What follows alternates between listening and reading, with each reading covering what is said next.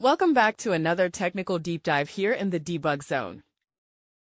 Today, we're tackling a big question and breaking it down with insights from other users.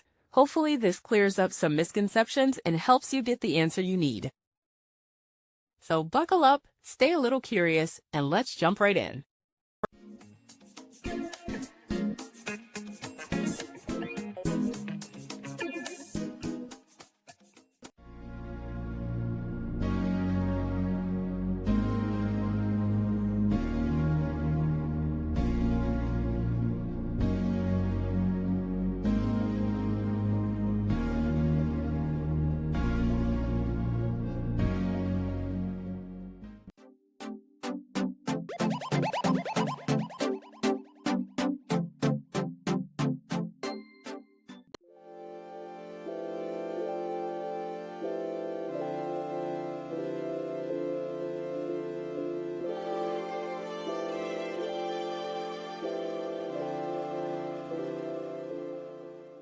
And that's a wrap.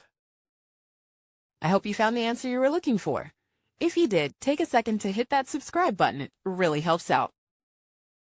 And let me know in the comments which solution worked best for you. See you next time in the debug zone.